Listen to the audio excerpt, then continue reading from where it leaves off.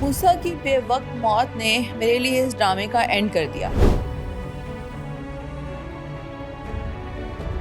आने वाली जनरेशन को क्या मैसेज दिया है? किसी गर्लफ्रेंड ने छोड़ दिया, सुसाइड कर लो। मामा ने डांटा, सुसाइड कर लो।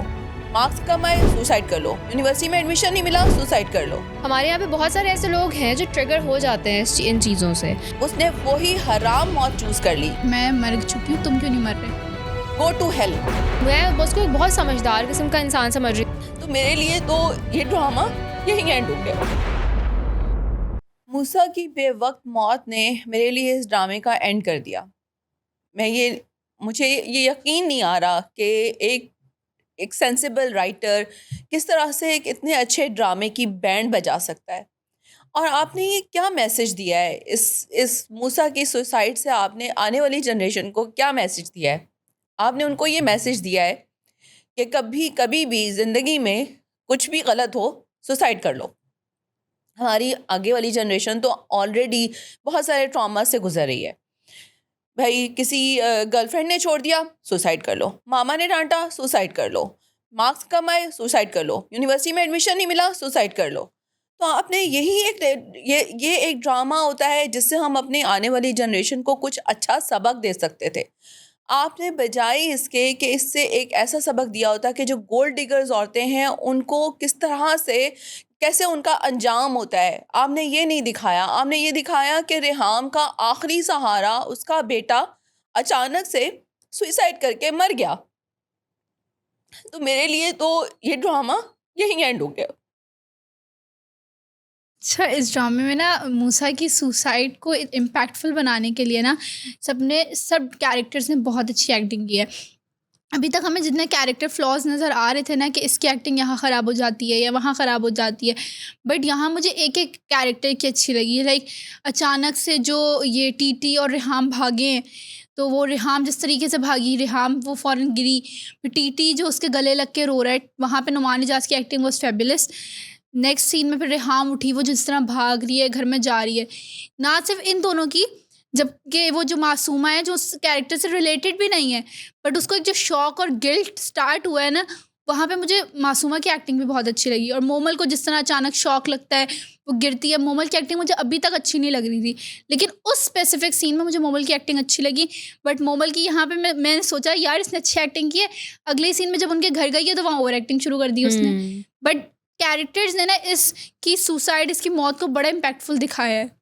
जो मुझे इतने अरसे से बिल्कुल भी अच्छी नहीं लग रही थी, इसकी सिनेमाटोग्राफी, कैमरा, जो भी एंगल्स थे मुझे बिल्कुल अच्छे नहीं लग रहे थे। लेकिन जो कल एपिसोड आया है वो इतना ज़्यादा हम सबके ऊपर ही भारी हो गया, बिकॉज़ शायद हम लोग एक्सपेक्ट नहीं कर रहे थे कि मूसा इस तरह सुसाइड कर लेगा, या हम इस तरह का कुछ इतना एकदम से आउट ऑफ द ब्लू दिखाना इस ड्रामे के अंदर हम एक्सपेक्ट नहीं कर रहे थे। हम एक्सपेक्ट कर रहे थे कि एक टिपिकल स्टोरी होगी, मूसा बहुत बचकाना सी हरकत करेगा।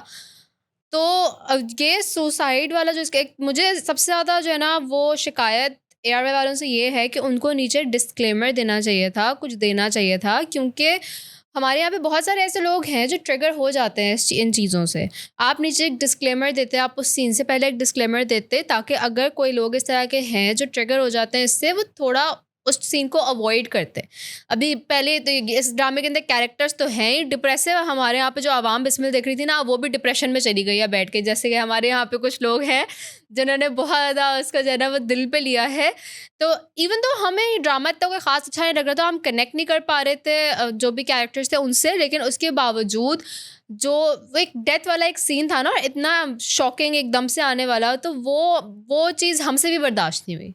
अच्छा, और मुझे जो एक बात कहनी है कि आखिरी सीन में आपने जो है वो दिखाया कि मासूमा बहुत ज़्यादा अफसरदा है, गिर रही है, डिप्रेस्ड है, और कह रही है कि वो सब लोग मुझे ऐसे देख रहे थे जैसे जैसे मैंने पता नहीं क्या गुनाह किया भिखारी हो, हूँ, भिखारी जैसे से मैंने भी कोई बुरी हूँ। गुनाह कर दिया हो। उसने कहा भाई ना, वो गुनाह आपने जो दूसरी शादी की थी वो आपने उस वक्त ही कहा था कि मुझे पैसे की चाह है।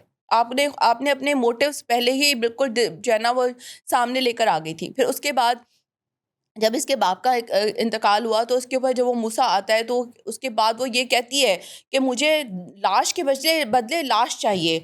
मुझे हर चीज़ चाहिए, मुझे इंतकाम चाहिए। तो जितना आप उछल रही थी उस वक्त, आपको इंतकाम ही चाहिए था बट और वही हुआ, इंतकाम नहीं, ही आपका सामने आ मुझे गया यहाँ आपके। एक चीज़ अब ये आप लगी, खुद, ये खुद भी जो है ना वो उसको एक्सेप्ट नहीं कर पा रही। गिल्ट आ गया उसमें। एक चीज़ ये लगी क्योंकि वो लालची है, वो बुरी भी है, बट वो मर्डरर नहीं है। और ये कहा जाता है कि अगर आपसे एक कत्ल हो जाए ना, तो आपके एक पार्ट उस कत्ल के साथ ही कत्ल हो जाता है। तो उसको एक वो लग गया कि मुझसे, वो एक ब्लेम गेम स्टार्ट हो गई है ना, कि मुझसे ये मर्डर हो गया, ये मेरी गलती की वजह से हुआ है। वो इस गिल्ट का शिकार हो रही है। अच्छा, मुझे एक और बात कहनी है इस ड्रामे में कि जो मोमिल का अब्बा है, पहले तो कुछ दो एपिसोड्स पहले वो इतनी आयतें पढ़ के सुना रहा था, जो चीज़ तुम्हारी है वो तुम्हारी होगी और जो चीज़ तुम्हारी नहीं है वो तुम्हारे हाथ में आके भी तुम्हारी नहीं होगी।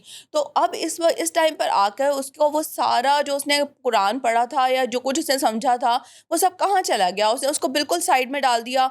मोमिल ने इस टाइम पर, जबकि मूसा को सबसे ज़्यादा उसकी ज़रूरत थी, मोमिल उसकी दोस्त थी, वो जानती थी कि वो एक बहुत सेंसिटिव इंसान है, और मोमिल ने उस टाइम पर उसका साथ देने से इनकार कर दिया। निकाह हो गया, निकाह का टाइम है, सब लोग तैयार बैठे हैं, बारात वापस जाना। लड़की के लिए भी उतनी ही बेइज्जती की बात होती है जितनी लड़के के लिए होती है।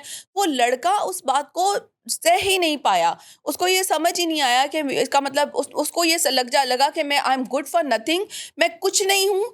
और मेरा बाप, वाकई मैं सिर्फ अपने बाप की वजह से जो है ना मैं था जो कुछ भी था। और उसके मोमिल के बाप ने भी उसको यही कहा कि हमने तो तुम्हारे बाप की वजह से तुम्हें लड़की दी थी।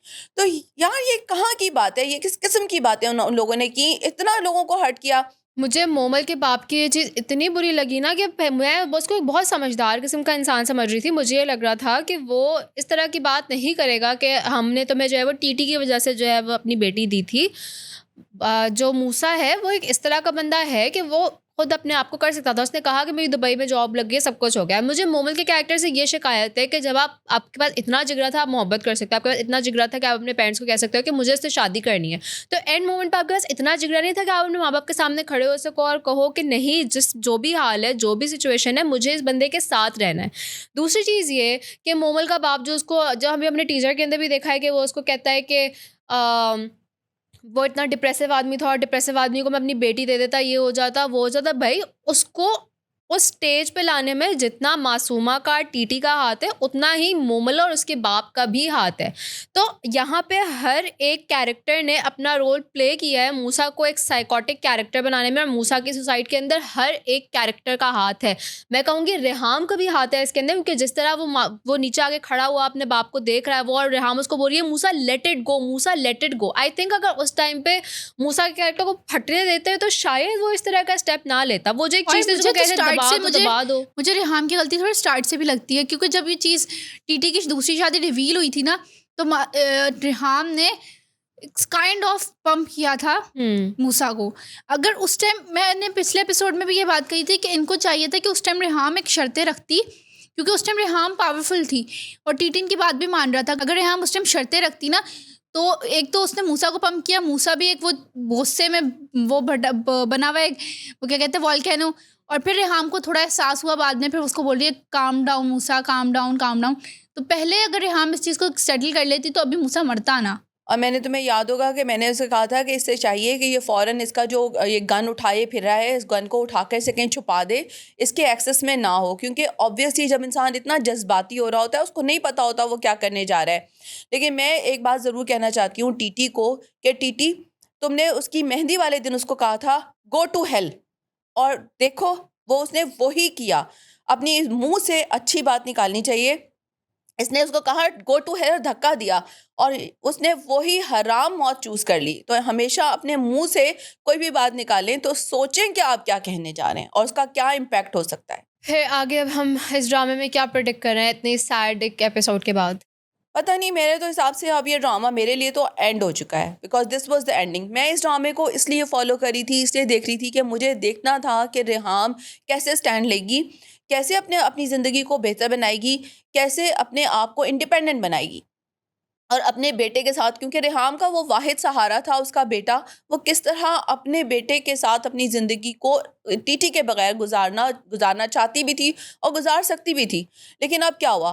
अब तो वो जो उसका आखिरी सहारा था, इट इज़ लॉस्ट। तो अब तो क्या इट्स टोटल लाइक डूम्ड, कुछ भी नहीं है। तो अगर आप इसमें मासूमा को मार दें, टीटी को मार दें, सबको मार दें, हु केयर्स? आपने उस ड्रामे में जो एक बेसिक इंटरेस्ट था वो ख़त्म कर दिया। अच्छा, this despite being a very good episode, जो मूसा का मेकअप था, मैं बहुत बहुत फजूल। बात करना चाहूँगी, बहुत बहुत गंदा मेकअप था। और एक और चीज़, जब मोमल उसके रूम में आई है तो कितनी देर हो गई उसको ले जा, वो ब्लड अभी भी वहीं पे होगा। वहीं पे है, और वो कितनी जल्दी ब्लड जम जाता है, 1-2 सेकंड भी नहीं और लगता उसको रेहाम आई फौरन। थी वहाँ पे, वो अगर वहाँ पे खून तभी होता वो तो blood नहीं था। रेहाम को थोड़ा होना चाहिए था ना, ये खून पड़ा है यहाँ पे, ऐसा है वैसा है। अगर उन्होंने खून वाली चीज़ दिखानी थी तो रेहाम के कैरेक्टर के अंदर भी वो चीज़ दिखाते, लेकिन मूसा का मेकअप बहुत फजूल किया हुआ था। और जब इतना बेस और इतना आंखों के नीचे वो लाल रंग बहुत लिपस्टिक और Yes. नोज पे।